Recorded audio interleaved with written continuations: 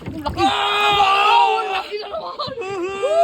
Sinubukan nga guys naming hulihin itong napakadelikadong isdang batalay ngayong araw. Napakatitilos nga guys ng mga ngipin at ng ungus nito. Talaga namang malalaki rin sila. Grabe nga pala guys yung mga naging adventure namin sa fishing na to. Kaya nga guys nung nakahuli na kami niyan ay agad naming inuwian dito sa bahay ni Tarzan. At syempre guys dito na rin kami nagluto ng pang-ulam namin para sa panghapunan. Kaya samahan nyo kami guys sa food trip natin. So what's up mga kanapadaan lang. So ngayong araw nga guys syempre maaga na naman tayo ditong natanghali na tayo ng ginising. Bali nga guys ngayong araw ay mag-a-adventure nga pala guys tayo sa laot. Manghuhuli nga pala guys tayo ng mga tinatawag guys namin ng mga isdang batalay. Hindi nga pala guys biro manghuli nun dahil napakadelikado nga pala nila. Sa sobrang tulis guys ng kanilang mga ungos ay pag tumalon guys ay pwede kang matusok sa katawan o sa mata man yan. Kaya nga guys maaga pa lang dito at hindi pa lumulubog yung araw. Mga bandang alas 3 pa lang ay umalis na kaagad kami dito sa may bahay ni Tarzan.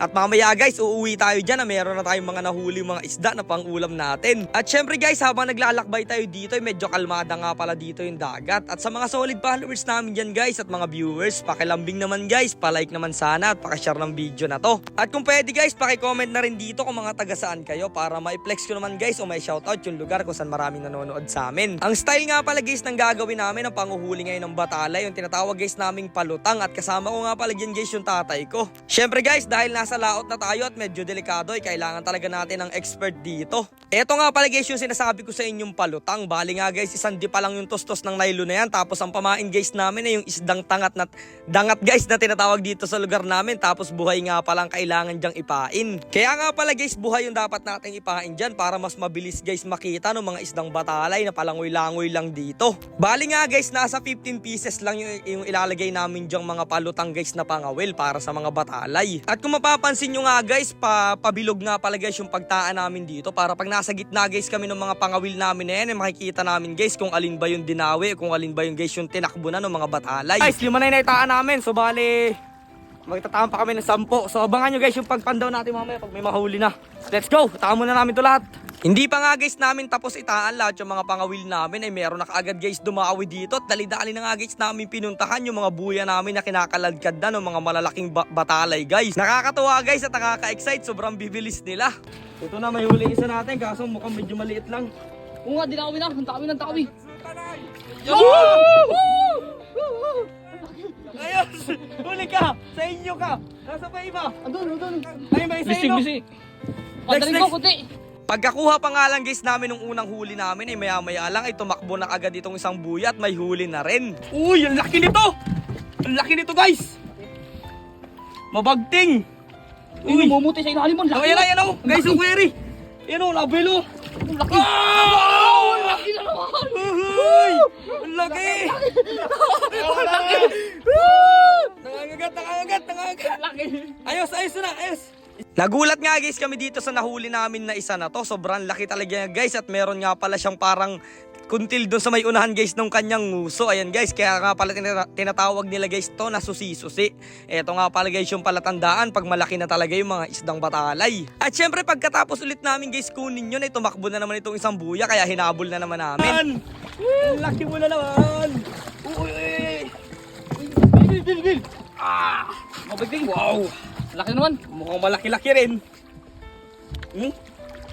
Ay, namumuti naman sa ilalim mo. Guys, so ayan o. Okay, tumimba. Matay. Ayan na. Yan. Ya.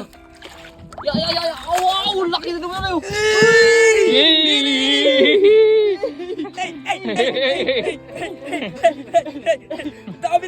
Dami nating uli.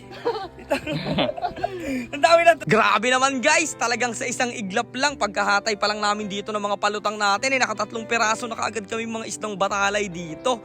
Sigurado na naman guys ang pang-ulam natin yan doon sa taas ng bahay ni Tarzan. Kaya nga guys, nagtulong na kaagad kami dyan ang tropa kong si Balong para alisin itong mga nahuli nating isda. Bali nga guys, ipeflex ko lang yung mga kasama ko ngayong araw. Kasama natin dyan si Balong, si Angelo at syempre yung tropa nating si Lennon. Dahil nga guys yung mga ibang palutang namin ay nawala na nga pala guys ng pain at hindi namin nahuli. Nangawil nga pala guys muna kami dito ng para mga pamain ng isda. Kaso nga lang guys, sa halip na galunggong na maliliit yung mahuli ko, ay nakahuli nga pala ako doon ng tinatawag guys namin na isdang bisugo. At eto nga pala guys yung pinapain rin namin minsan pag naubusan na kami ng pamain dito sa mga batala, itong mga maliliit guys na galunggong. Kaso nga lang guys, magpapalutang pa sana kami dito, ay napansin namin na medyo dumidilim na dito yung kalangitan at parang uulan guys ng malakas. Kaya naisipan na lang guys namin for safety na rin na umuwi na rin kaagad. Meron din naman guys na binigay na sa ating blessing si Lord, ay ayos na rin natin yan. Guys, what's up? Pauwi na kami. Dala-dala ang aming mga huli na pinaghirapan. Let's go, magpupunta rin tayo guys sa bahay ni Tarzan. Tara, let's go! Pagkatapos nga guys na mahabang biyahe namin, ay nakarating na nga pala kami dito sa may bahay ni Tarzan guys. At nandito nga pala guys kami sa baba. Ang step nga pala guys muna natin gagawin dito ay lilinisan natin itong mga nahuli nating mga isdang batalay. Ang gagawin kasi guys namin dito ngayon ay piprituhin guys namin na parang gagayatin namin guys sa maliliit na ganito. Tingnan nyo naman guys, parang karne talaga itong isda na to, palatandaan na sobrang sarap talaga niya. Imamarinate lang guys natin yan sa suka, asin, bitchin at konting mang palasa. Tapos mekos-mekos lang guys natin ang kunti yan para maiprito. At nung kumagat na nga guys ang dilim dito sa bahay ni Tarzan, ay binuksan ko na rin yung ilaw namin dito guys para medyo maliwanag naman tingnan itong taas ng bahay ni Tarzan, para medyo maganda na rin guys. Sabay-sabay na nga lang guys namin inasikaso dito yung mga gamit namin. Meron guys nakatoka sa pagsasaing at meron naman dito sa pagluluto ng isda na lulutuin namin. Eto nga pala guys yung mga solar light namin dito. Sobrang ganda guys niyan tingnan. Medyo matagal na rin nga pala yan guys, kaya medyo mahina na.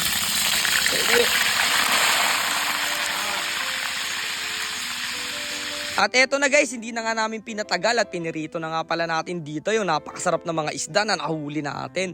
At ayan guys, grabe o, tingnan nyo naman. Eto guys yung napakasarap na ulam pa ganitong lugar yung kakainan nyo sa bahay ni Tarzan. At noong naluto na nga guys, itsura pa lang ay talagang mapapansin mo na crunchy na talaga itong isdang to. Isasawsaw na lang natin yan sa mahalang na suka tapos magpo-food trip na tayo dito. Sulit naman guys yung pagpunta natin sa laot kanina dahil nagkaroon tayo dito ng pang-ulam. Kaya maraming salamat Lord sa blessing at syempre sa food tripin namin ngayong araw. Kaya tara guys, food trip na tayo. Sobrang saya talaga guys at napakasarap talaga ng kain namin dito. Tunay talaga na pag nasa probinsya ka tapos may kasama ka mga kaibigan na hindi ka mawawalan guys ng pang-ulam. Kaya hanggang dito na lang muna ulit guys. Kita-kits na lang bukas.